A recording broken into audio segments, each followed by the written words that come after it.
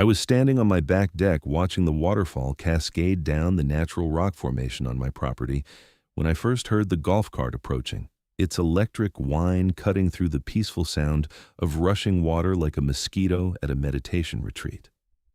The woman driving it had that particular expression I'd come to recognize in the 6 months since I'd moved to Pine Ridge Estates in Boulder County, Colorado. Her hair was styled in what I called the speak to your manager cut, blonde with strategic highlights, and she wore a pantsuit despite the fact that it was a Saturday morning in June.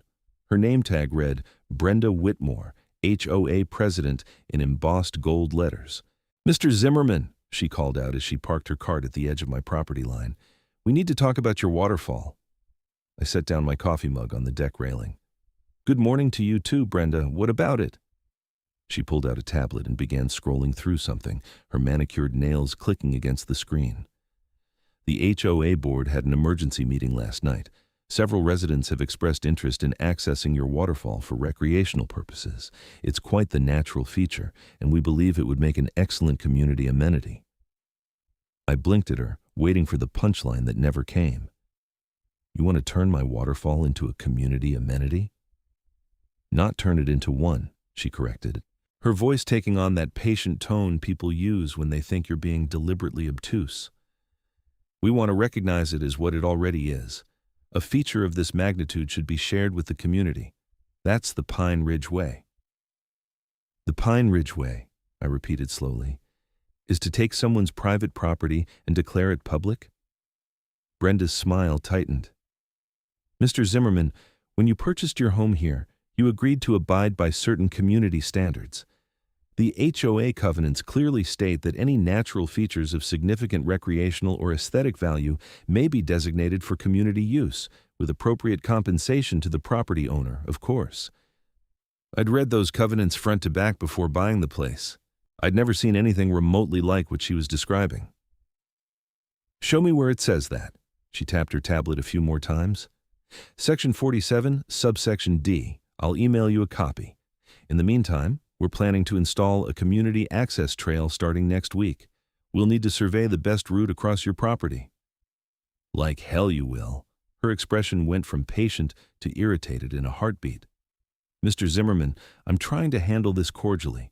The board has already voted 4-1. This is happening whether you cooperate or not."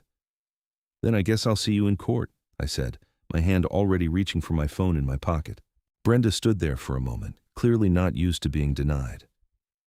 "You're making a mistake. We have resources, Mr. Zimmerman, legal resources, and every homeowner in this community will know that you're the one standing in the way of a beautiful shared space." She got back in her golf cart and drove off, leaving me standing there trying to process what had just happened. I'd bought this property specifically because of the waterfall. The house itself was nice, a modern mountain home with floor-to-ceiling windows that faced the natural rock face where Clearwater Creek tumbled down in a series of cascades, creating a 20-foot waterfall that was visible from my living room, kitchen, and master bedroom. The sound was phenomenal, a constant, gentle roar that helped me sleep better than I had in years. The property had cost me everything I'd saved from my 15-year career as a software engineer in Denver, plus a healthy mortgage. I'd done my due diligence, hired a real estate attorney, checked the deed, the surveys, everything. The waterfall was definitely on my land. No question about it. I went inside and pulled out my property documents from the file cabinet in my home office. The deed was clear, a detailed meets and bounds description that included the entire rock face and the section of Clearwater Creek that flowed through my property. I had 3.7 acres total, and the waterfall was roughly in the middle of it, about 200 feet from my back deck. My phone buzzed with an email from Brenda. I opened it and found a PDF of the HOA covenants with Section 47, subsection D highlighted. I read it 3 times, growing more confused each time. Any natural water features of significant recreational or aesthetic value may be designated by the HOA board for community access, provided that such designation does not unreasonably burden the property owner and that fair compensation is provided. I grabbed my original copy of the covenants, the one I'd received when I closed on the house.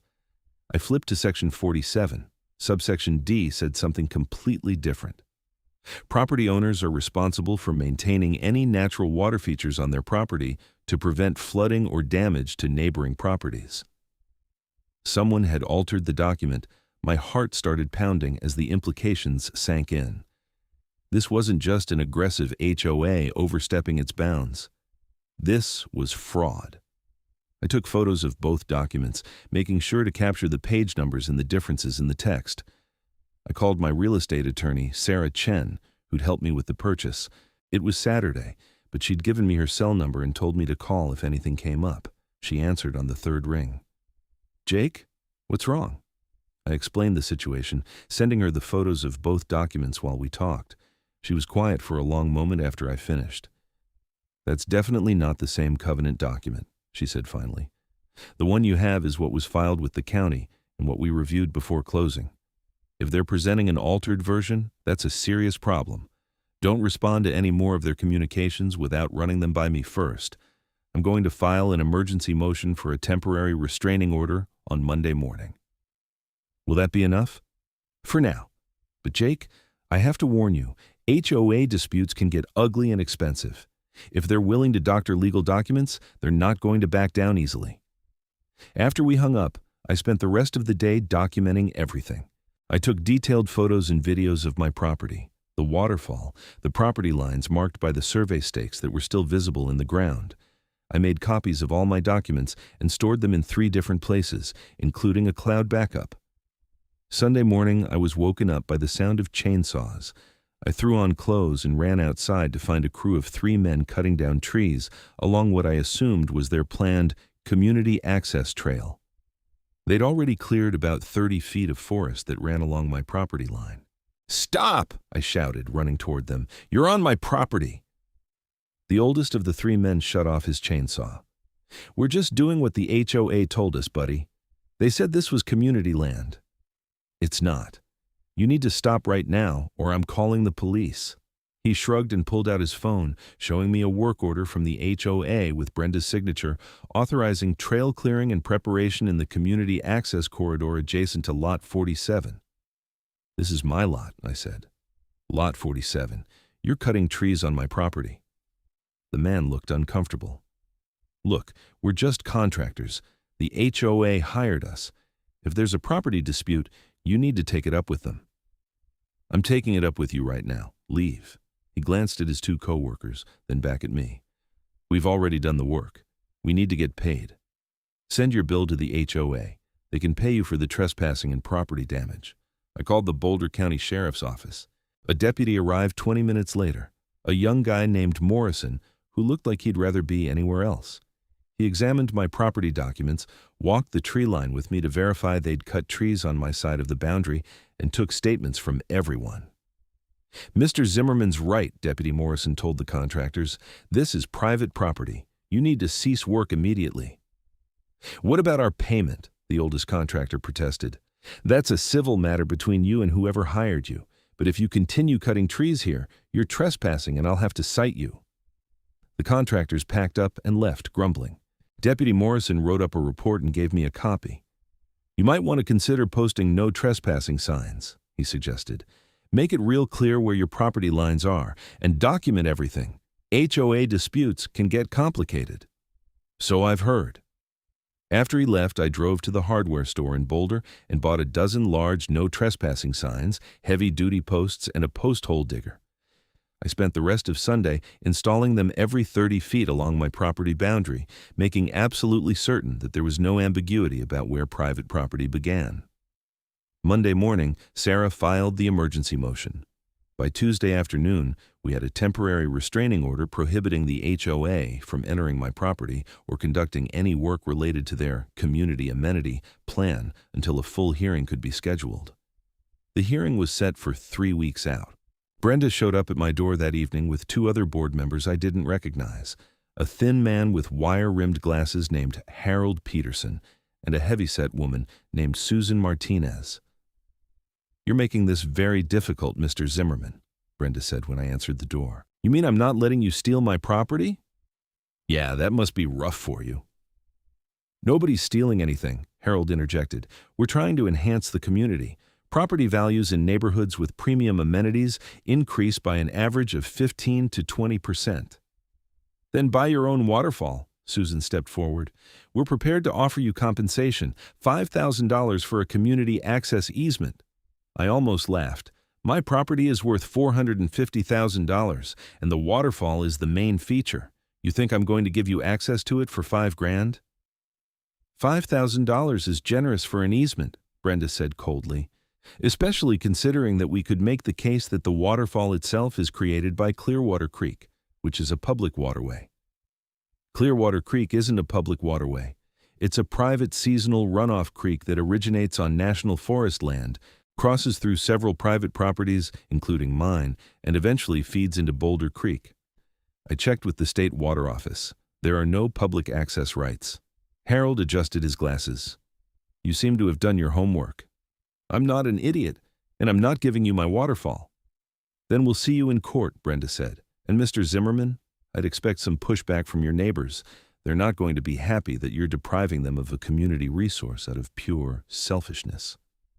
They left, and I closed the door, my hands shaking slightly. I wasn't used to this kind of confrontation. I'd moved to Colorado to get away from the stress of startup culture in Denver, to find some peace and quiet in the mountains. So much for that plan. The next day, I got my first HOA violation notice.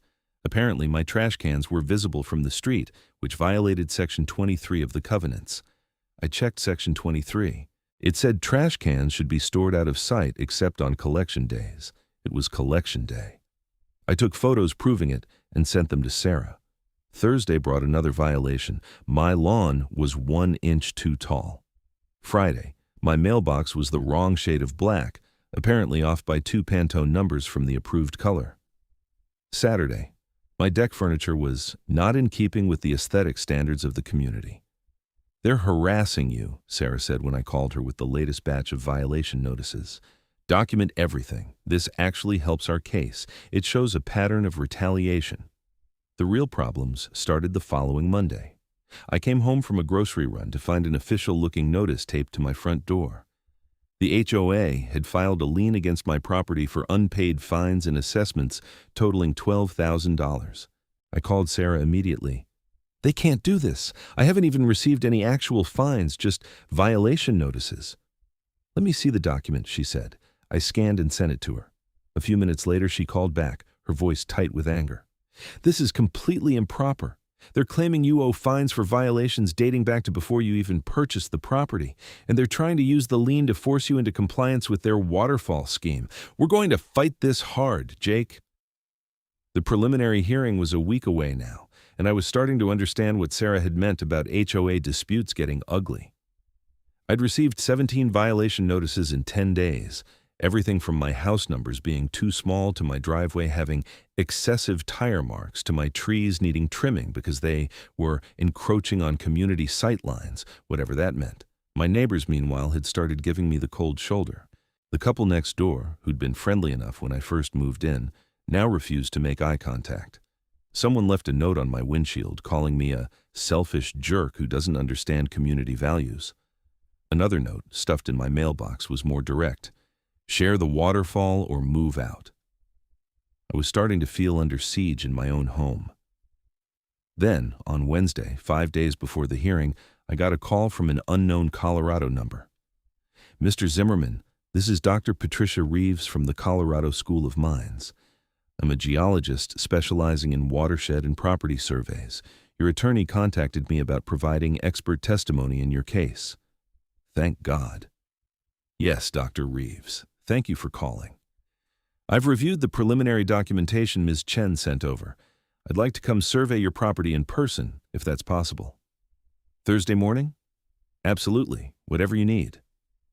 Doctor. Reeves arrived at 9 o'clock sharp Thursday morning, driving a Subaru packed with survey equipment. She was in her 50s, with gray-streaked brown hair pulled back in a practical ponytail, wearing cargo pants and hiking boots. She had the weathered look of someone who spent a lot of time outdoors. Beautiful property, she said, shaking my hand, and that's quite the waterfall. Approximately 20 feet, looks like a combination of water erosion over granite and some basalt formations. You can tell that just from looking? She smiled. 15 years studying Colorado geology. You develop an eye for it. Now, let's get to work. I need to verify your property boundaries against the county survey, examine the geological formations, and trace the watershed to establish the source and flow pattern of Clearwater Creek. We spent the next 4 hours walking my property. Dr. Reeves used GPS equipment to verify the survey markers, took core samples from the rock face, measured the water flow, and hiked upstream to where Clearwater Creek entered my property from National Forest land. This is interesting, she said as we stood at the upstream boundary. See how the creek bed narrows here. This is the natural entry point where the water transitions from federal land to your property. The entire visible portion of the waterfall and approximately 80% of the cascade above it is entirely within your property boundaries. Can you prove that in court? Absolutely. I'll prepare a full geological survey report with maps, photos, and technical analysis.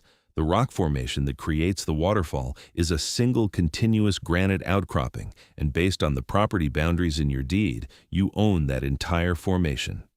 There's no ambiguity here, Mr. Zimmerman. The waterfall is yours. I felt a weight lift off my shoulders for the first time in 2 weeks. Thank you. Don't thank me yet. I need to warn you, property disputes involving water features can get complicated in Colorado. Water rights are a big deal here, and while this isn't a water rights case per se, the HOA might try to make it one. How? They could argue that Clearwater Creek is a tributary of Boulder Creek, which is part of the South Platte watershed, and therefore subject to public access provisions under state water law. It's a long shot and probably wouldn't work, but desperate people make desperate arguments. Will you be able to testify to counter that? Yes, and I'll explain why it won't work. Clearwater Creek is seasonal, it's not designated as a public waterway, and it doesn't meet the threshold for public access under Colorado law. They don't have a case, but that doesn't mean they won't try. Friday afternoon, Sarah received the HOA's response to our restraining order motion. It was a thick document, nearly 40 pages, making every argument Dr. Reeves had predicted, and then some. They claimed the waterfall was a public natural feature, that Clearwater Creek was subject to public trust doctrine, that my deed was improperly recorded, that the waterfall had been an implied community amenity when the subdivision was developed, and that I was acting in bad faith by denying access. They'd also attached sworn statements from 6 neighbors, claiming that previous owners of my property had allowed community access to the waterfall, establishing an easement by prescription. That's a problem, Sarah admitted when we met at her office Saturday morning to review everything. If they can prove that the previous owners allowed regular community access for a long enough period, they might be able to argue for a prescriptive easement. How long is long enough? In Colorado, 18 years of open, notorious, continuous use without permission. Your property is only 12 years old according to the records. The subdivision was developed in 2014. And your house was built in 2015, so they can't possibly meet the 18-year threshold, unless they're lying about when access started. Right. But we have title records showing when the subdivision was platted and when construction began. They can't fake that. Still, we need to be prepared to counter their claims. We spent the weekend preparing. Sarah contacted the previous owners of my property, a retired couple named the Hendersons who'd moved to Arizona. Mr. Henderson was happy to provide a statement. We never let the HOA use our waterfall, he said over speakerphone. Brenda Whitmore asked us about it once, maybe 3 years ago, and we told her no. That's our waterfall. That's why we built the house there. She got pretty huffy about it, but we stood our ground. Honestly, the HOA harassment was part of why we decided to move. Did they harass you the same way they're harassing Mr. Zimmerman? Sarah asked. Oh yeah. Constant violation notices for made-up problems. They tried to fine us once for having decorative rocks in our garden that weren't on the approved materials list. We fought that and won, but it was exhausting. I don't miss dealing with that board. Sarah got his statement in writing and notarized.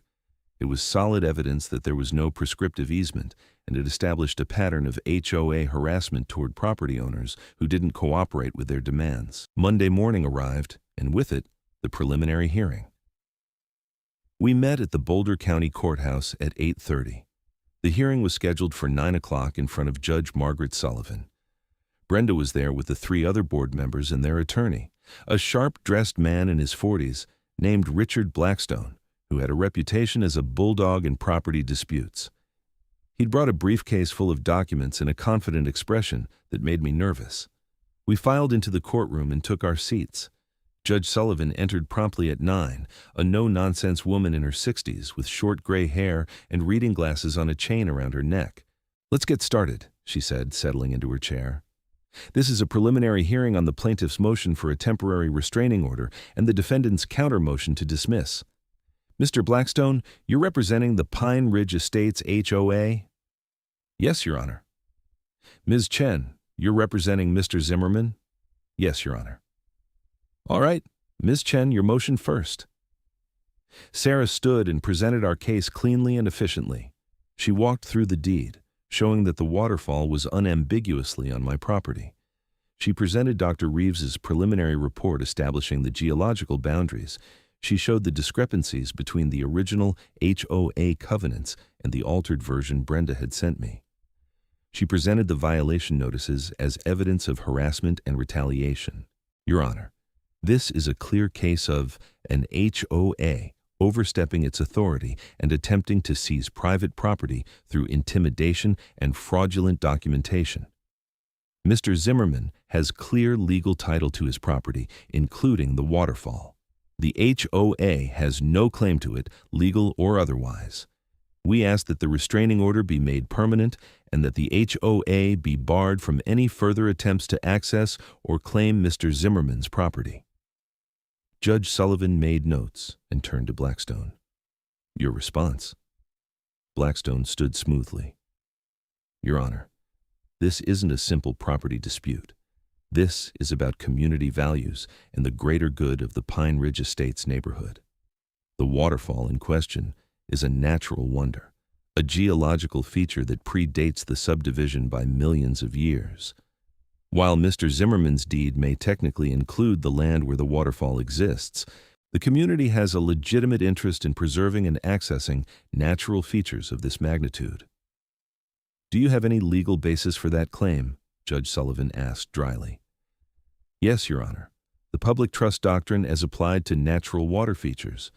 Colorado law recognizes that certain natural resources, particularly water features, are held in trust for the public benefit. We contend that Clearwater Creek and the waterfall it creates fall under this doctrine." Sarah stood. "Your Honor, may I respond?" "Go ahead. The public trust doctrine applies to navigable waterways and certain designated public resources. Clearwater Creek is neither. It's a seasonal runoff creek on private property with no public access designation. Mr. Blackstone is trying to stretch the doctrine beyond recognition to justify what amounts to a property grab." "Mr. Blackstone," Judge Sullivan said.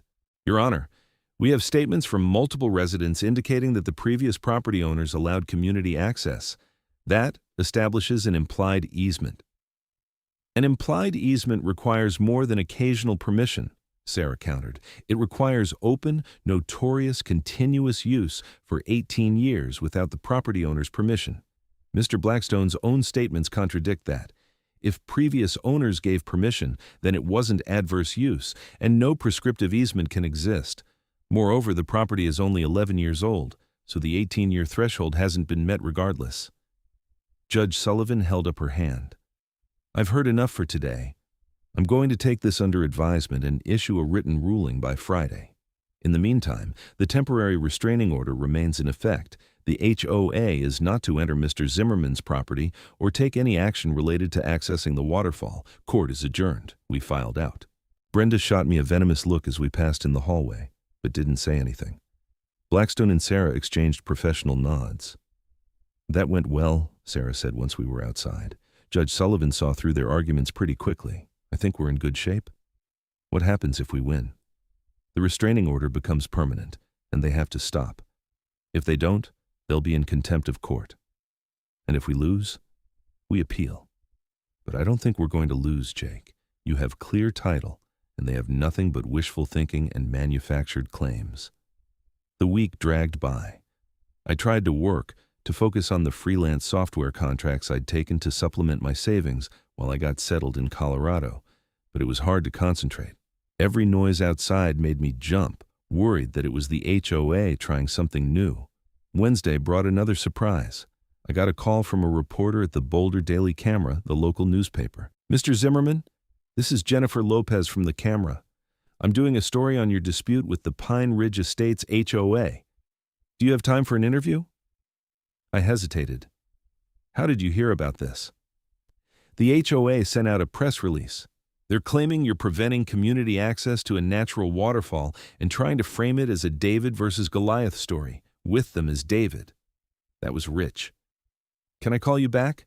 I need to check with my attorney first." "Sure, I'm on deadline for tomorrow's edition, so if you could let me know within an hour, that would be great." I called Sarah. She groaned when I told her about the press release.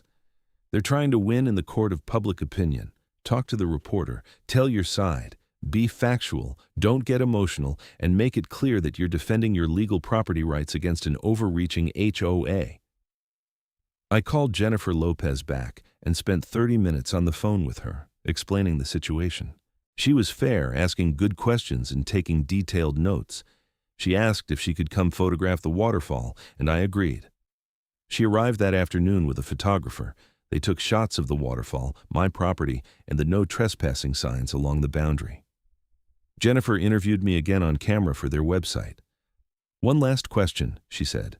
"The HOA is saying you're being selfish by not sharing a natural wonder with your community. What do you say to that?" I chose my words carefully. "I say that private property rights are fundamental to American law. I bought this property specifically because of the waterfall. I paid a premium for it. I'm not being selfish by wanting to enjoy what I legally own.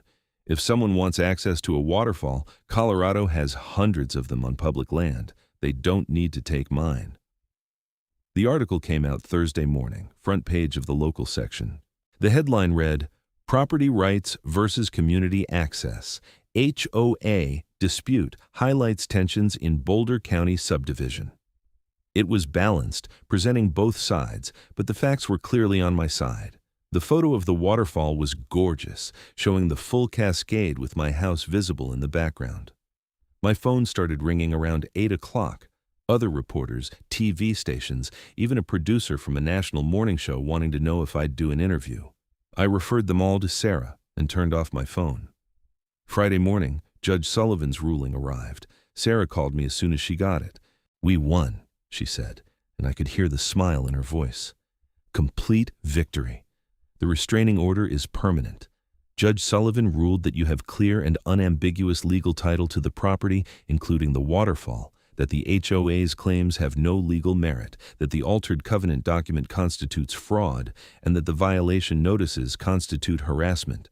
She's ordered the HOA to remove the lien they filed and to cease all violations notices unless they can show clear, documented violations of legitimate covenant provisions." I sat down heavily in my desk chair, relief flooding through me. "It's really over?" "This part is. They could appeal, but Judge Sullivan's ruling is thorough and well-reasoned. I don't think an appeals court would overturn it. You did it, Jake. You kept your waterfall." I spent Friday in a daze, answering congratulatory calls from friends and family who'd read about the case online. The story had gotten picked up by state and national news outlets, framed as a feel-good story about a homeowner standing up to an overreaching HOA. I was getting interview requests from property rights advocacy groups and even a couple of podcast hosts. Saturday morning, I was on my deck with my coffee, watching the waterfall and enjoying the peace, when I heard a golf cart approaching. My stomach tightened, but it wasn't Brenda this time. It was Harold Peterson, the board member with the wire-rimmed glasses. He parked at the property line and walked up to the deck, his hands raised in a peaceable gesture. "Mr. Zimmerman, can we talk?" "Just talk. No threats or demands." I gestured to the other deck chair. "All right." He sat down with a sigh. "I want to apologize. I went along with Brenda's plan because she was convincing, and I didn't really understand the legal implications. I thought we were trying to do something good for the community. I didn't realize we were trying to steal your property. So why are you here?" "I resigned from the board this morning. So did Susan Martinez. We submitted our resignations together. What the HOA did to you was wrong, and we don't want to be part of it anymore." I studied him. He looked genuinely remorseful. What about Brenda? She's doubling down, talking about appeals and new legal strategies. But without Susan and me, she doesn't have a quorum. The board can't do anything until we hold new elections, and those won't happen until the annual meeting in September. Good. Harold stood to leave, then paused. For what it's worth, your waterfall really is beautiful. I understand why you fought for it. After he left, I felt something shift. The anger and stress that had been building for weeks started to ease. I'd won. My property was mine, and the HOA couldn't touch it, but it wasn't quite over yet. Monday morning, I got a call from Deputy Morrison, the sheriff's deputy who'd responded to the tree-cutting incident. Mr. Zimmerman, I wanted to give you a heads up. The county DA's office is reviewing your case. The fraudulent covenant document you provided to your attorney caught their attention. What does that mean? It means they're considering criminal charges, document fraud, possibly attempted theft by deception. I can't say more than that, but you might be getting a call from an investigator soon. He was right. Tuesday afternoon, an investigator from the Boulder County District Attorney's Office called and asked if I could come in for an interview. I brought Sarah with me. The investigator, a serious woman named Detective Amy Richardson, asked me to walk through the entire timeline of events. She was particularly interested in the altered covenant document. Do you still have the original file that Brenda Whitmore sent you? She asked. Yes, I saved everything. Can you send it to me? We need the metadata to establish when it was created and who created it. I sent her the file that afternoon. 2 days later, Detective Richardson called again. Mr. Zimmerman, we've confirmed that the document was altered. The metadata shows it was modified on a computer registered to Brenda Whitmore 3 days before she sent it to you. We're moving forward with charges. What kind of charges? Criminal fraud, filing a false lien, and harassment.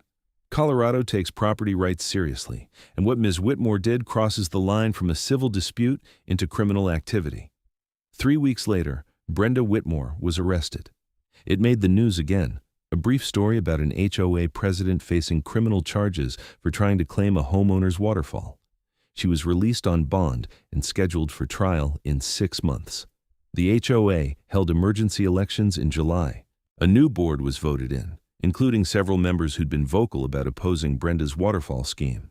The new president, a retired engineer named Tom Davidson, sent me a formal letter apologizing for the previous board's actions and promising that the HOA would respect property rights going forward. I settled into my life in Pine Ridge Estates. My neighbors slowly warmed back up to me, especially after articles came out about the criminal charges against Brenda. Several of them apologized for the cold shoulder, admitting they'd been pressured by Brenda to ostracize me. Dr. Reeves sent me her full geological report, a beautiful bound document with maps, photos, and detailed technical analysis of the waterfall and surrounding formations. For your records, her cover letter said, and because I thought you might appreciate having a comprehensive survey of such a lovely property feature. I had it framed and hung it in my office, a reminder of what I'd fought for and won. August brought Brenda's plea hearing. She'd made a deal with the DA's office to avoid trial. She pleaded guilty to filing a false lien and document fraud. The other charges were dropped. She was sentenced to 2 years of probation, a $10,000 fine, and 200 hours of community service. She was also permanently barred from serving on any HOA board in Colorado.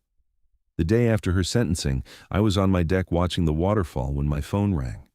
It was a number I didn't recognize, but I answered anyway. Mr. Zimmerman, this is Brenda Whitmore. I almost hung up. What do you want? I wanted to apologize. What I did was wrong. I convinced myself that I was acting for the good of the community, but I was really just trying to control something that wasn't mine to control. I'm sorry for everything I put you through.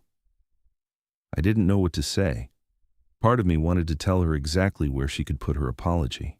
But she'd lost her position, paid a hefty fine, and had a criminal record now. She'd faced consequences for her actions. Thank you for calling, I said finally. I hope you learned something from this. I did. Property rights matter. People's homes matter. I forgot that somewhere along the way. I'm sorry. She hung up. I sat there for a while, listening to the waterfall, thinking about everything that had happened. It had been an exhausting 4 months, but I'd won. My waterfall was mine, legally and permanently. The HOA couldn't touch it. Nobody could. September brought cooler weather and the changing of the aspens in the mountains above my house. I'd lived in Colorado for a full year now, and despite everything with the HOA, I'd never regretted moving here. The peace I'd been looking for was finally settling in. I invited Dr. Reeves over for coffee one Saturday morning. She brought her wife, Ellen, a botanist who was fascinated by the native plants around the waterfall. We spent a pleasant morning discussing geology, ecology, and property rights over coffee on the deck. "You know," Dr. Reeves said, "you could do something interesting with this property if you wanted. The geological formations here are significant enough that they'd be valuable for educational purposes. Colorado School of Mines is always looking for field study sites. What would that involve? You'd grant us permission to bring geology students here a few times a semester to study the rock formations and watershed patterns. It would be entirely on your terms and schedule, and you'd be contributing to education without giving up any of your property rights." I thought about it.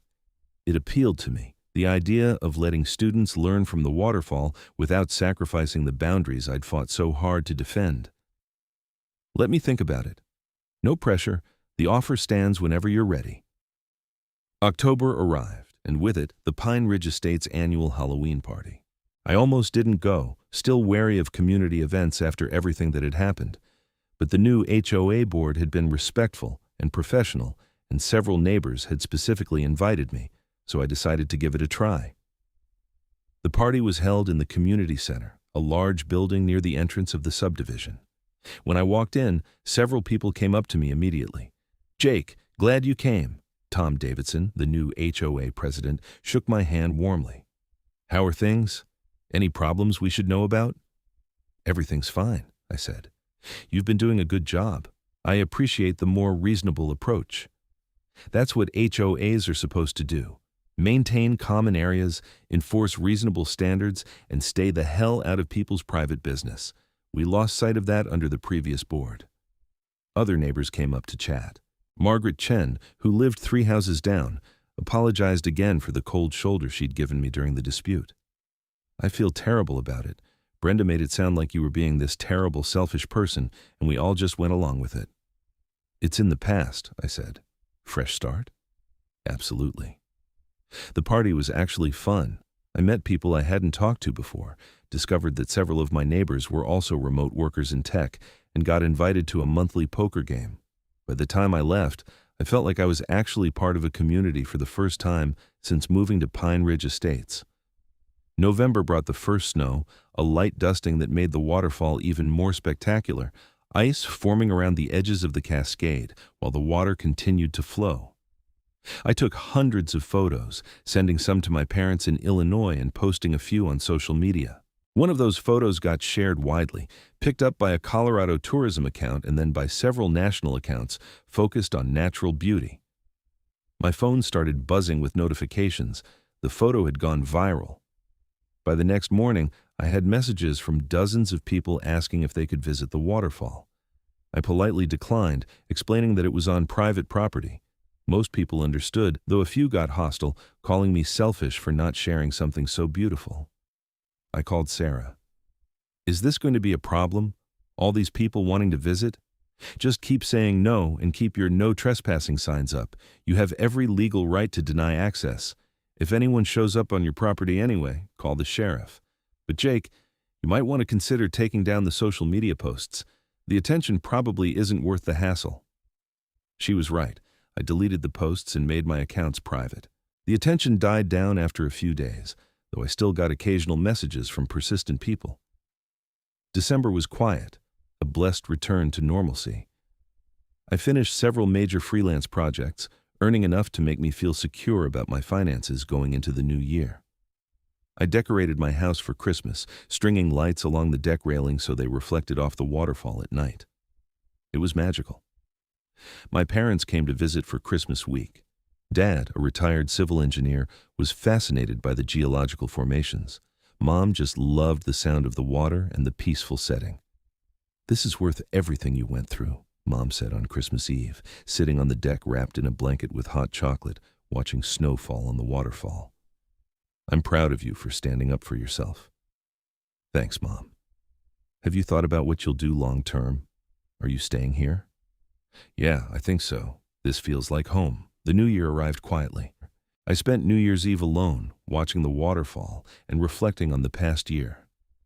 It had been one of the most stressful periods of my life, but also one of the most rewarding. I'd learned that I could stand up for myself, that I could fight when necessary, and that sometimes the things worth having are worth fighting for. In January, I called Dr. Reeves and told her I'd be happy to have Colorado School of Mines students come study the waterfall. We set up a schedule, 3 field trips per semester, coordinated around my work schedule. The first group came in early February, a dozen enthusiastic geology students who spent 4 hours examining the rock formations, taking samples, and learning about watershed hydrology. "This is amazing," one of the students said to me. "We usually have to drive hours into the mountains for formations like this. Thank you for letting us come here." "You're welcome. Just respect the property boundaries and we'll get along fine." Dr. Reeves thanked me as the group was packing up. "You're doing a good thing here, Jake. Education matters." "I know, and this feels like the right way to share the waterfall on my terms without giving up any control." February brought a surprise letter from the HOA. For a moment, my stomach clenched, worried it was another violation notice. But when I opened it, I found an invitation to serve on the Architectural Review Committee, helping approve exterior renovations to homes in the subdivision. "We need people who understand property rights and aren't going to go on power trips," Tom Davidson's cover letter explained. "You've proven you can stand up for what's right. We'd love to have you involved." I thought about it for a few days before accepting. It felt like closing a circle, going from fighting against the HOA to helping shape it into something better. My first committee meeting was in March. We reviewed 3 applications, all reasonable requests for things like new decks, updated siding, and solar panels. We approved all of them with minor suggestions for color matching and material quality. "That's how it should be," Tom said after the meeting. "Reasonable people making reasonable decisions. No power trips, no manufactured problems." Agreed. Spring arrived, and with it, the peak flow season for Clearwater Creek. The waterfall was at its most powerful, fed by snowmelt from the mountains. The roar of the water could be heard throughout my house, a constant reminder of what I'd fought for and won. I was on the deck one April morning, coffee in hand, watching the waterfall in full spring glory, when I realized how completely content I was. The stress of the HOA battle had faded into memory. My neighbors were friendly, my work was going well, my property was mine, legally and permanently, and I was using it in a way that felt right. A year ago, I'd been standing in almost this exact spot when Brenda Whitmore had driven up in her golf cart and tried to claim my waterfall as a community amenity.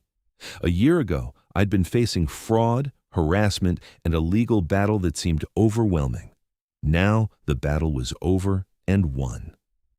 The criminal case against Brenda had concluded with her conviction and sentencing. The HOA was under new management and operating properly. My property rights had been affirmed by a court and documented by a professional geologist. Everything was settled, everything was legal, everything was mine. I raised my coffee mug in a silent toast to the waterfall, to property rights, to standing up for yourself when it matters. The water cascaded down the rock face, constant and beautiful, just as it had for thousands of years before I bought this property, and just as it would for thousands of years after I was gone. But for now, it was mine to enjoy, to protect, and to share on my own terms. And that made all the difference. The summer brought more geology students, a newspaper follow-up article about how the case had changed HOA governance in Boulder County, and an invitation to speak at a property rights conference in Denver. I declined the speaking invitation but appreciated the recognition. In June, I hosted my first barbecue, inviting my neighbors and the new HOA board members. We grilled burgers on the deck, and everyone admired the waterfall. Tom Davidson pulled me aside at one point. "You know, what happened with Brenda taught us all something important," he said. "HOAs exist to serve homeowners, not control them. We've updated our bylaws to make sure that kind of overreach can never happen again. We owe you thanks for that." I just defended my property. You did more than that. You stood up to abuse of power and you won. That matters. As the evening wound down and guests started leaving, I stayed on the deck, listening to the waterfall and feeling genuinely happy. The past year and a half had been a journey from conflict to resolution, from stress to peace, from fighting for my rights to enjoying what I'd fought for. My waterfall was mine. My home was mine. My life in Colorado was exactly what I'd hoped it would be when I'd left Denver to find peace in the mountains. And I'd learned that sometimes peace is something you have to fight for, but once you've won it, it's worth every moment of the struggle. The sun set behind the mountains, casting long shadows across the waterfall. The sound of rushing water filled the air, constant and soothing. I sat there until the stars came out, grateful for everything I had and everything I'd learned. Tomorrow would bring new challenges, new projects, new opportunities. But tonight, I had my waterfall, my property, and my peace, and nobody could take that away from me ever again.